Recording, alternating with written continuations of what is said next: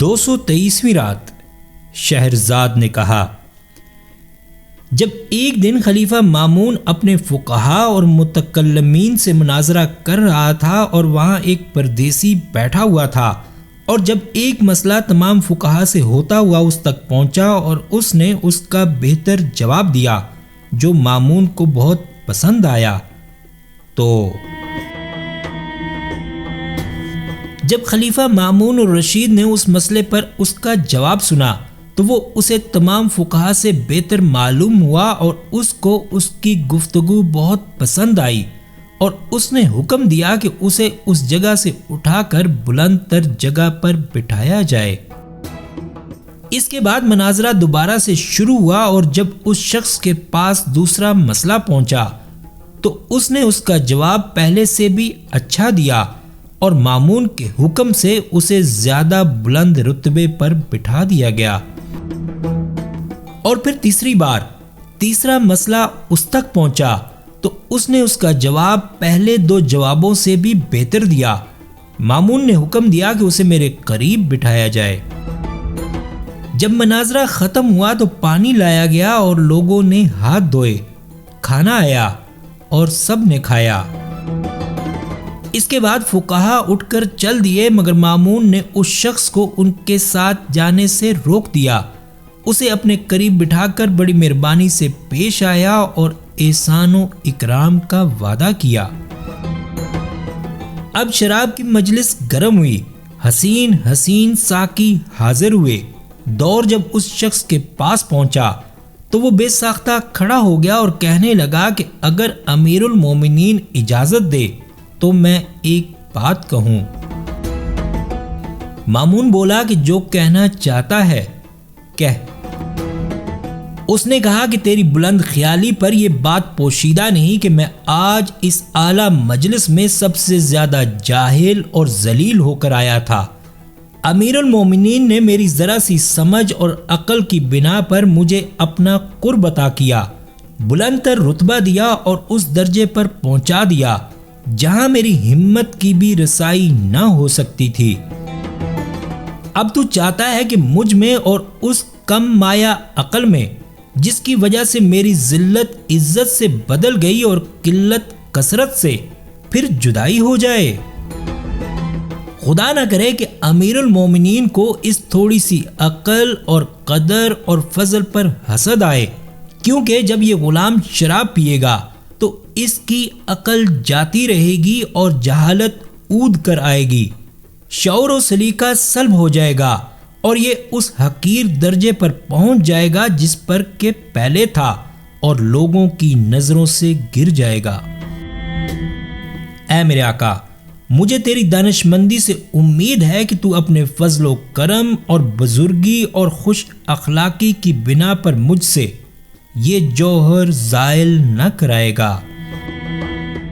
اس کی یہ باتیں سن کر خلیفہ مامون نے اس کی تعریف کی اور شکریہ ادا کیا، اور اسے اس کے مرتبے پر برقرار رکھا، بلکہ اور زیادہ احترام کیا، اور اسے 1,00,000 درم سواری کے لیے عمدہ گھوڑا اور عمدہ لباس عطا کیے۔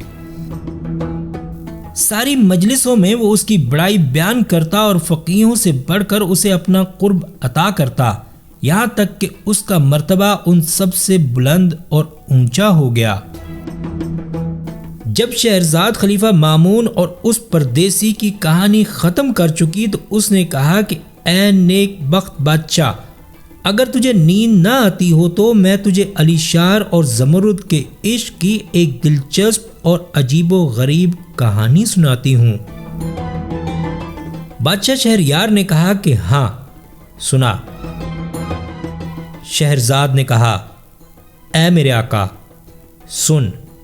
کچھ لوگ ایک کہانی یوں بیان کرتے ہیں کہ پرانے زمانے میں خراسان میں ایک تاجر تھا جس کا نام مجدد دین تھا۔ اس کے پاس بہت مال و دولت، حبشی اور گورے غلام اور نوکر چاکر تھے، مگر 60 برس کی عمر تک اس کے ہاں کوئی اولاد نہیں ہوئی تھی۔ جب اس کی امیدیں منقطع ہونے لگیں تو خدا نے اپنی رحمت کی اور اس کے ہاں ایک لڑکا پیدا ہوا جس کا نام اس نے علی رکھا۔